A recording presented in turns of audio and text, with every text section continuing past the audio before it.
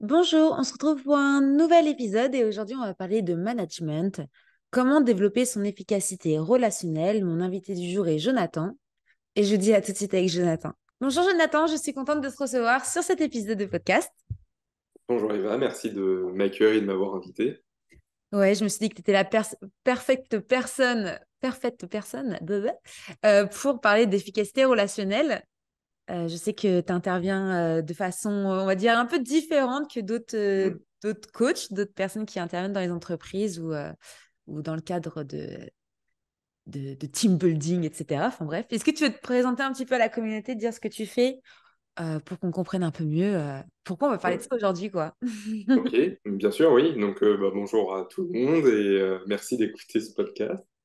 Et donc, moi, en fait, oui, je suis spécialisé dans l'accompagnement et la formation sur des compétences humaines et des compétences relationnelles humaines. Donc, de faire en sorte que les humains fonctionnent mieux entre eux, et ça passe forcément par la communication. Et donc, on va parler de communication interpersonnelle et de qualité relationnelle, donc de comment le système entre deux humains fonctionne et comment on peut l'améliorer. Et donc, effectivement, je le fais de différentes manières, de manière un peu plus conforme dans des formations en salle. Donc, je suis formé, je suis formateur et coach sur des outils basés sur de la psychologie et de la mécanique, en fait, sur de la science du fonctionnement des humains. Mais aussi une autre science qui est quelque chose sur l'observation des micro-signaux de chacun. Et ça, c'est fortement révélé par un super coach et un super formateur que peut être le cheval. Et donc, j'utilise la mise en relation d'humains face à des chevaux pour réaliser des prises de conscience et accélérer la formation et l'amélioration de ces qualités relationnelles chez les humains. Qu'on appelle du coup Eki-Coach, c'est ça? Et on peut appeler ça equi-coaching ou accompagnement assisté par le cheval. C'est plus long, mais c'est plus Ouais, propre. c'est plus long et c'est plus propre. Super ça, et comment ça t'est venu un peu ce truc de dire tiens, j'ai envie de comprendre l'humain, j'ai envie de comprendre son cerveau et du coup je me lance dans le relationnel, dans Ouais. la formation d'humain, d'humain entre humains, de relations entre relations. C'est assez simple, mais complexe à la fois. Je fais un clin d'œil à une amie qui dirait que c'est simplexe. En fait, quand j'étais j'ai toujours adoré savoir et comprendre comment les choses fonctionnent. Ça, c'est vraiment la base et c'est ce qui m'anime encore aujourd'hui. J'ai toujours voulu démonter un réveil pour voir comment c'était dedans. Mes voitures, je les démontais. J'ai toujours voulu refaire fonctionner, améliorer le fonctionnement. Et donc, je me suis passionné sur tout ce qui fonctionnait. Donc, c'est vrai sur toute la mécanique, grande et petite, mais le vivant, c'est encore déjà un petit peu plus vaste. De savoir comment fonctionne un être vivant, que ce soit une plante ou un animal, ça m'a passionné. J'ai fait mes études dans ce domaine-là. Il y a quand même une forme de limite. Aujourd'hui, on connaît quand même bien le fonctionnement de plein de choses, on peut les expliquer. Et il y a une chose qui est peut-être parmi la plus vaste, eh bien, ça va être le système qui va se créer à partir du moment où on met deux humains côte à côte. En fait, on a quand même cette chance d'être tous uniques. Donc, on va avoir l'unicité de chacun des humains. Donc, c'est-à-dire qu'il y a une infinité de possibilités d'être un humain et d'infiniment différentes façons. Et quand on va mettre un humain plus un autre humain qui sont tous les deux uniques, en fait, on va multiplier l'infini par l'infini. Donc, on va créer à ce moment-là le système le plus complexe possible. Et donc, pour moi, c'était le challenge ultime et le puissant fond. Jamais je pourrais avoir fait le tour de ça. Et c'est ça qui me passionne et me motive tous les jours. Je comprends. L'humain est passionnant et la façon de penser, les énergies, tout ça, moi, ça me passionne aussi. Et c'est vrai que c'est très important dans le management. C'est vrai que pour le coup, on voit énormément de personnes intervenir dans des grandes structures, dans des entreprises pour essayer de résoudre des problèmes d'équipe Mm. ou essayer de pousser les managers à mieux comprendre les personnes d'une équipe ou les chefs d'entreprise à mieux comprendre leurs employés pour mieux les manager finalement. Oui. Euh, et c'est vrai qu'on a toujours à peu près les mêmes tactiques. Ça va être le disque, voilà, essayer un peu de comprendre dans quelle case tu te situes pour mieux après manager. Enfin, tu as vraiment plein euh, de méthodes pour être un bon communicant. Et c'est vrai Mm. que ça intrigue énormément de personnes à chaque fois que tu parles de ce fameux cheval. Tout à fait. Parce que du coup, les gens, ils disent, mais comment ça, tu mets un cheval pour aider les personnes à se comprendre, pour ensuite développer leur capacité de management. Et c'est vrai que c'est une grosse intrigue pour beaucoup. Est-ce que tu peux en parler un petit peu de, Oui. de, de Alors, ça, de cette méthode, en fait, qui est un peu on va dire, qui est la moins courante que Mm. quelqu'un qui arrive en salle et qui fait faire des exercices de, de, de comportement humain, finalement. C'est un peu... Alors, deux choses. Déjà, c'est vrai que la relation à l'autre, il y a plein de relations à l'autre où bah, c'est un peu notre vie de tous les jours, c'est la vie perso. On Ouais. va, par exemple, se marier avec quelqu'un. Bah, si ça ne le fait pas ou si on n'est pas un bon partenaire de vie, bon, on se sépare, il y a un divorce éventuellement, il y a séparation. Sauf qu'il n'y a pas d'autres monnaies autour de ça. Avec ses enfants, c'est pareil, on va avoir des enfants ou un animal de compagnie, on va l'éduquer et vivre avec lui, mais on n'est pas quelque part payé pour le faire. Quand on est manager, c'est notre rôle, c'est notre métier, et c'est notre dû d'interagir avec les autres et d'avoir cette compétence de bien interagir avec les autres et de préserver cet espace où les gens vont bien interagir entre eux. Donc ça, c'est le premier point. C'est vrai que c'est un job. Être manager, c'est un vrai métier et on est payé pour être un bon humain avec l'autre humain. Et ensuite, sur la partie cheval, pourquoi? Bah parce que tous les outils, même s'ils sont des outils qui ont été étalonnés sur des millions de personnes, donc moi je suis formateur process communication modèle, c'est un modèle qui date des années 70 et qui depuis évolue et qui est étalonné sur plus d'1,5 million de personnes. Donc c'est vaste, c'est reconnu, c'est quelque chose qui va respecter l'unicité de chacun, pour pas justement, tu vas pas employer le mot case, pour pas mettre les personnes dans une case. On sait qu'on peut tous interagir dans chacun de nos étages de notre immeuble de personnalité, mais ça reste quand même quelque chose qui sort de la tête d'un humain, et c'est un humain qui va aller dire à un autre humain quelque chose sur lui. Et dans ce cas-là, ça peut être complexe de l'intégrer, de le croire, de le comprendre. Et il y a toujours cette distance entre ce qu'on est profondément, donc ce qu'on cherche à percer, en fait, à savoir ce qu'on est profondément, ce que l'autre en face de nous est profondément.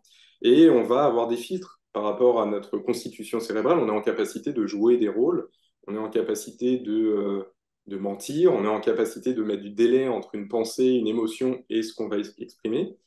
Et donc, bah, face à un modèle établi par un humain et face à un autre humain dans une formation ou dans du coaching, on peut dire des choses qui sont un peu différentes de ce qu'on est réellement.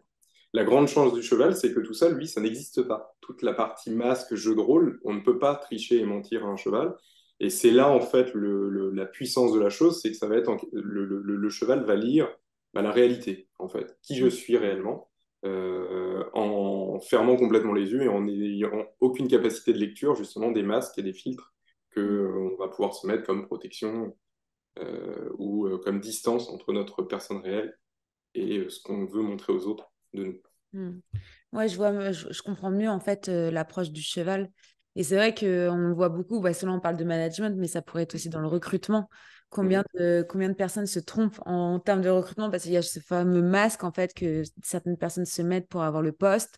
Et une fois qu'ils ont le poste ou une fois qu'ils ont passé euh, leur préavis, là, enfin, je sais plus comment ça s'appelle, leur essai D'essai, hein. la période d'essai de 2 3 mois, en fait, c'est totalement une personne différente et tu te dis, mais mince, comment je vais faire pour me débarrasser de cette personne?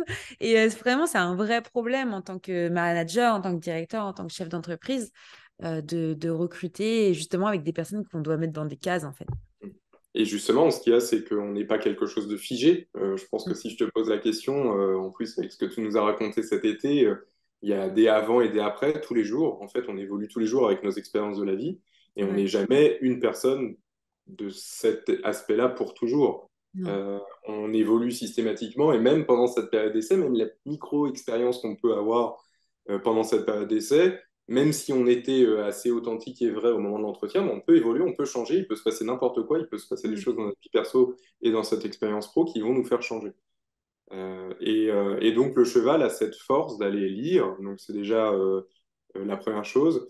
Il a cette capacité à lire sans aucun jugement, il est complètement dénué de capacité de jugement, donc il va accueillir la personne exactement pour ce qu'elle est réellement. Et il n'a aucune capacité de faire le tri entre ce qui est bien et mal. Et ça va donner une réponse absolument pure dans son comportement. Oui, donc C'est assez fort. tu vas lire à travers le cheval, comment il se positionne peut-être, s'il recule, il avance. Enfin, comment tu peux traduire ce que le cheval ressent pour mettre justement, parce que, ok, on met pas les personnes dans des cases, mais le but c'est toujours de les mettre dans des cases dans le management. pour aller dans le fond du sujet et par rapport au titre podcast que tu enregistres là tout de suite, euh, c'est tout cet art-là, en fait, on va lire le cheval, effectivement, on va Ouais. lire en fait la disposition du cheval, mais principalement pour respecter sa condition, pour être certain que le cheval reste confortable et que, il n'a pas de souffrance. Alors ça peut être voilà, une souffrance émotionnelle, un état de stress. Donc voilà, nous on va lire le cheval principalement pour ça. Il y a certains signaux qui vont pouvoir nous permettre de questionner le client, puisque ça va être notre rôle principal, mais c'est surtout aussi pour que la personne se rende compte de son effet sur l'autre. Ouais. En fait, le meilleur manager serait le manager qui est en capacité de comprendre à chaque instant son effet sur l'autre et qu'il puisse ajuster l'émission de ses messages, de ses canaux de communication en fonction de son interlocuteur et d'être en capacité de régler ça, d'affiner ça, d'ajuster ça pour que ce soit le plus juste possible, le plus compréhensible possible. Et donc, on va s'appuyer aussi sur la réaction de la personne et comprendre la posture et le comportement de la personne. Ouais, je Et comprends. naturellement, dans cette expérience, comme la personne va vivre quelque chose avec le cheval, comme la personne va ressentir des choses quand elle va vivre ces choses face au cheval, eh bien, son cerveau, naturellement, va favoriser certains sillons qui sont les bons chemins. Et c'est en ça que c'est très formateur et instantané. La personne, tout de suite, va, de manière très agile, se remettre en cause, se remettre en question, expérimenter, essayer autre chose, essayer une autre voie, une autre manière et voir ce qui est le plus confortable pour viser en fait cette efficacité, cette efficience relationnelle. Oui, et Parce puis que c'est tout vrai part de la que chose, juste pour ouais, la dernière idée qui se cache là-dessous, c'est on va aller opposer clairement dans le protocole que je porte l'adhésion et l'obéissance. C'est assez simple de faire obéir un individu, un animal, mais c'est très peu répétable. On n'en veut pas, en fait, on veut pas ça à long terme. Et puis sous l'obéissance, il n'y a pas de confort, il n'y a pas d'autonomie, il n'y a pas de motivation de la part de l'autre. Non, ce qu'on va chercher, c'est l'adhésion de l'autre. Donc là, on va chercher à faire adhérer le cheval d'égal à égal. On ne va pas dominer le cheval. On ne va pas utiliser d'outils que le cheval va reconnaître comme outils de domination. mm, Donc le cheval est en liberté, libre de tous ses mouvements, et quand il fera quelque chose, c'est vraiment quelque chose qu'il aura compris bon pour lui.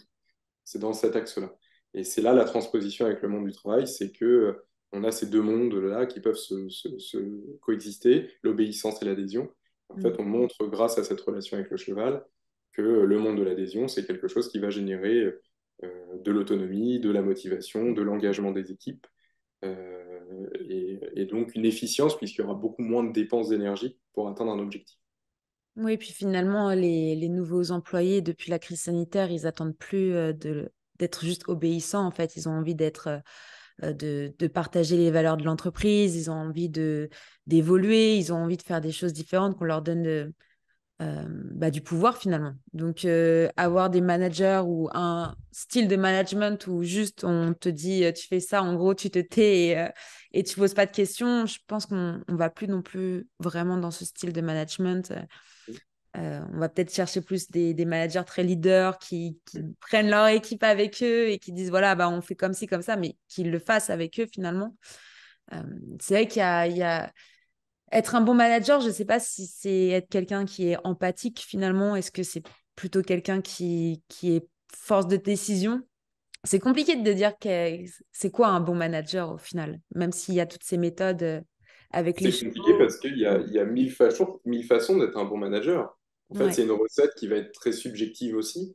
Et c'est plein de petites choses et une recette, oui, qui va tourner autour de savoir-être, en fait, de façon de se porter, sa façon de se comporter vis-à-vis de l'autre. Et donc, c'est vrai qu'on va pouvoir tracer deux mondes dans mon métier de l'accompagnement grâce aux chevaux. Il va y avoir la partie individuelle, où là, on va vraiment aller mettre les mains dans les compétences humaines et les soft skills d'un individu. Donc, on va aller travailler cette question de la juste et bonne autorité, la capacité d'écoute de la personne, sa capacité de faire preuve de lâcher prise, de laisser faire, de respecter la temporalité des autres, euh, de l'assertivité, d'aller jusqu'au bout de son projet, mais en amenant correctement les choses. Donc ça, c'est sur la partie individuelle. Et là, on peut, en fait, moi j'ai la prétention de dire qu'en une séance, la personne va sortir en étant le meilleur manager du monde. Non, c'est encore sûr. qu'on peut essayer. Mais en tout cas, oui, de transformer la personne dans une meilleure version d'elle-même, Mm. qui sera toujours moins bonne que la meilleure version qui arrivera par la suite, mais dans un processus d'évolution. Donc oui, non, il n'y a pas un seul type de bon management, et à mon avis, et la preuve est faite que le meilleur manager, ça va être celui qui va s'adapter, qui va être Mm. en capacité de s'adapter et d'avoir un management agile et sur mesure Mm. euh, dans sa relation avec. Et ça, on Mm. va pouvoir l'opposer à l'accompagnement d'équipe, puisqu'on peut aussi faire des accompagnements de groupe. Et là, on va aller dans une autre dimension où le cheval face à un groupe ne va plus mesurer l'individualité de chacun. Il va plutôt capter l'énergie de groupe, ce qu'on peut appeler intelligence collective parfois. Donc, de voir bah, est-ce que le groupe, cet agglomérat d'humains, va réussir à sortir pour aboutir à un projet commun. Mm. Voilà. Donc, Et on c'est va tout avoir ces deux un, grandes familles. ouais, c'est tout un process et c'est vrai qu'on ne se rend pas compte, même dans les grosses entreprises où tu te retrouves avec 500, 1000, 10 000 salariés. C'est vrai qu'en fait, il y a des méthodologies complètement autres en fait, que ce qu'on peut voir dans les petites PME en Normandie ou ce genre de choses. C'est vrai que c'est tout un système totalement différent et je pense qu'on ne se rend pas compte l'énergie que ça demande de manager des centaines de personnes en même temps. Enfin, c'est un truc de dingue, quoi. Moi, ça m'impressionne tout ça. Et c'est pour ça que Alors, j'aime. ouais, pardon. Non, c'est Ça, toi. ça- ça Ouais. demande beaucoup d'énergie, c'est vrai, parce qu'en fait, rien n'est gratuit, donc c'est une forme d'investissement. Par contre, on peut, encore une fois, grâce à l'accompagnement des chevaux, trouver une voie beaucoup plus efficiente. On Mm. va pas dire que ça demande pas du tout d'énergie, parce que c'est pas vrai, mais en tout cas, on peut en avoir pour son énergie dépensée. C'est ça que ça peut montrer.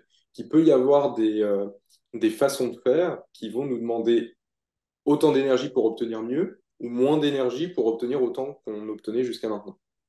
Et donc, c'est vraiment cette vision, quand on regarde d'ailleurs la physiologie et le fonctionnement du cheval, c'est un herbivore, donc il ne mange que de l'herbe, et donc ce sont des grosses bêtes. Et il faut vraiment prendre la mesure du fait que leur organisme, après des dizaines de millions d'années d'évolution, hein, c'est vraiment le fruit d'une évolution extrêmement poussée, extrêmement durable et longue et pérenne, puisqu'ils sont sur Terre depuis bien plus longtemps que nous. On peut compter 50, 60 millions d'années. Nous, ça fait à peu près 300 000 ans dans notre forme actuelle. Donc, c'est très éprouvé comme système. Et ils arrivent à faire fonctionner ce gros organisme. Les chevaux peuvent peser de 300 kilos pour des poneys jusqu'à plus d'une tonne pour certaines races de gros chevaux. On se rend pas compte, Euh, c'est plus lourd qu'une voiture, quoi. oui. Et donc, plus lourd qu'une Smart, tu te rends compte? Ouais, plus smart. Ouais, j'allais dire une voiture, j'étais en train de me dire, mais en fait, les voitures, elles sont plus lourdes qu'une tonne, en fait. Et donc oui, il y a une très grande efficience puisqu'ils arrivent juste en mangeant de l'herbe. On sait Ouais. qu'aujourd'hui que le manger du végétal, c'est quand même la version voilà, la plus efficiente et qui demande le moins d'énergie, puisque c'est juste de la photosynthèse qui va créer de l'herbe et le cheval arrive à transformer ça pour faire vivre un très gros organisme. Donc leur monde est basé sur un monde d'efficience et donc ils vont nous pousser à ça, de l'efficience relationnelle, de l'efficacité relationnelle et pour obtenir de la performance opérationnelle. Hmm. Mais de toute façon, c'est super intéressant. À chaque fois, je te pose un million de questions quand je te vois sur les chevaux et sur ce principe, en fait, cette méthode qui est quand même impressionnante. Est-ce que, on peut te retrouver sur les réseaux sociaux éventuellement pour te contacter, pour pouvoir vivre cette expérience avec les chevaux? Alors, c'est possible. Je suis pas le meilleur et je suis pas accompagné sur ce sujet pour la gestion des réseaux, mais j'ai un profil LinkedIn, donc avec mon nom, en fait, je pense qu'on peut me retrouver. J'ai un site internet aussi. Donc j'ai créé ma propre entreprise d'accompagnement. J'ai un organisme de formation et je m'appuie aussi sur des collectifs et sur des travaux à plusieurs mains. J'aime vraiment beaucoup ça, à la façon des chevaux, la mode chevaux, la façon dont eux travaillent aussi dans leur vie de tous les jours, à leur survie. Et donc, le nom de ma société s'appelle Astar, H-A-S-T-R, ça veut dire chevaux en suédois. Ah, ok, je savais pas ça. Astar.fr. Et donc, vous pouvez me retrouver sur mon site internet également. Je suis très disponible, oui, pour en parler. Et c'est ma volonté absolue de pouvoir faire vivre ça au plus grand nombre. Hmm. Ouais. Bah oui, ça serait. Limite, faudrait faire. Tu sais, comme les camps, il y a des coachs aux États-Unis qui font des camps de centaines et milliers de personnes. Il y en a un, je sais plus son nom, il avait fait ça avec du feu. Genre, les gens, ils arrivent, ils marchent sur du feu et tout. Et- Genre, j'imagine trop ça, genre en mode avec plein de chevaux, tu vois, et genre un gros événement sur plusieurs jours, genre l'énergie, voilà, comment se comprendre et comment utiliser les chevaux dans un événement, tu vois, comme ça pourrait être trop cool en vrai. Bah, c'est un projet. On a cette envie aussi. On a constitué un collectif avec plusieurs acteurs du milieu, donc Ouais, des des personnes qui font de équipe-coachs. l'accompagnement, voilà, assisté par les chevaux. Il y a des personnes qui sont du monde du cheval, mais différents. Donc, on a créé ce collectif qui s'appelle Neranaï, Ok. qui a une vraie volonté de fédérer, mais aussi de faire découvrir. Et on est en train de réfléchir à l'organisation d'événements de ce type-là. Alors, on va peut-être pas commencer directement avec un événement en conviant 10 000 personnes, mais pourquoi pas? Pourquoi Et pas? ouais, pourquoi pas? Et ce qui est chouette, c'est qu'on a les structures partenaires, en fait. On est aussi un vecteur de qualité au sein des structures équestres, des haras, des écuries. Et ce sont des structures qui sont de plus en plus surveillées, de plus en plus qualitatives, de plus en plus modernes et modernisées, de plus en plus en capacité d'accueil et de diversification de leurs activités. Et on a de nombreuses structures partenaires un peu partout en France et même à l'étranger pour pouvoir organiser ce type d'événement. Donc, avec grand plaisir. Ouais. Oui, puis ça donne un autre aspect au centre équestre et même aux hippodromes. C'est vrai que même sur l'animal en soi, ça donne un autre avis finalement, parce qu'on voit cet animal comme un animal de course ou comme un animal qui a été beaucoup utilisé dans le temps pas, pour se déplacer finalement. Et donc de voir qu'aujourd'hui, en fait, on ne se sert plus de cet animal-là pour se déplacer, ou à part voilà, pour les jeux, mais bon, c'est quelques chevaux dans le monde, quoi, c'est pas tous les chevaux. Et qu'aujourd'hui, c'est qu'un loisir ou même un outil au développement un peu personnel finalement, parce que ça rejoint un peu le développement personnel, tout ce que tu dis. Donc, ouais, c'est intéressant. Et ce que tu viens de dire là est intéressant aussi parce que c'est une preuve. En fait, c'est une preuve que malgré le fait qu'on ait remplacé effectivement la première mission du cheval, c'était alors peut-être de la viande, on peut le dire au début, on a peut-être Oui, attrapé les peut-être. premiers pour les manger il y a très longtemps. On Oui, ils en estime que mangent encore, hein. Il y a encore des gens qui mangent du cheval, hein. oui, très peu, hein. Je Hmm. pense que c'est pas très commun, mais voilà, on estime la domestication du cheval à 6000 ans environ. Les premiers chevaux qu'on a attrapés, c'est peut-être pour cette destination-là, mais en tout cas, derrière, ça a été une destination de transport. Le cheval a été le premier réseau social, en fin de compte, puisque ça a été le premier vecteur de rapprochement des ethnies, rapprochement des colonies et des peuples humains. Euh, qui a été copié, puisque voilà, le vélo à moteur, l'automobile, le train, et même l'avion, si le cheval vole pas, à part les licornes. Tout- Pégase. Bah, voilà. peut-être qu'ils volaient à l'époque, hein, tu sais. Peut-être. Je sais pas Et, si on et- imaginait Pégase, c'est qu'il y a une raison derrière, hein. et tout ça, en fait, l'automobile et le déplacement aujourd'hui et le réseau social, ce ne sont que des extensions en fait de ce que le cheval avait amorcé il y a très longtemps enfin, mise en lien et en relation de nos colonies. Ouais. Euh, ce qu'il y a, c'est que même si on a réussi à mécaniser ça, puisqu'ensuite on a aussi employé les chevaux pour le travail, pour le transport, pour l'armement, hein, pour la guerre aussi beaucoup. Ouais. Et ça, j'en parle beaucoup puisque mes propres chevaux sont des chevaux réformés de l'armée française, donc il y a toute cette valeur-là. On les a remplacés, on les a mécanisés, on a inventé des machines qui pouvaient faire le travail des chevaux. Et malgré tout, même si ça fait, on va dire, 200 ans qu'on a inventé le cheval vapeur. D'ailleurs, le mot reste encore. Quand on parle d'une puissance d'une voiture, on parle de chevaux. Oui, Donc, c'est vrai. le cheval est encore là à ce travers-là. Et malgré tout, on a encore besoin du cheval dans notre monde. Même au-delà de l'équicoaching qui est encore de niche, il y en a de plus en plus et tant mieux, mais ça reste de niche. Il a fallu quand même garder le cheval pas loin. Il y a quand même dans les plus grandes armées du monde des sections de cavalerie. On a les sports équestres de tout type, hein, que ce soit de la course, du saut, il y a beaucoup, beaucoup de disciplines équestres. Donc, on a eu besoin, quelque part, peut-être inconscient, de garder la présence des chevaux dans notre monde, et surtout en Normandie. En Normandie, c'est impossible de prendre la voiture, de rouler sans croiser un champ avec des chevaux. Donc, on est un lieu C'est vrai. berceau, en fait, du cheval. Et donc, ce qu'on fait là, c'est parfois cité comme innovant.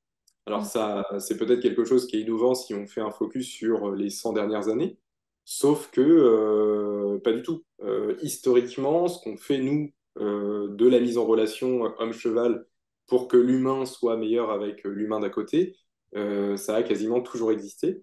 Mm. Et d'ailleurs, le mot management découle directement d'une pratique qui visait à mettre en relation un humain et un cheval et d'aller muscler chez l'humain cette capacité à aller poser toutes les conditions de confiance partagée pour viser en fait une coopération durable. C'est exactement ça. Ok. Et c'était cet art en fait d'agir par la main sur le cheval.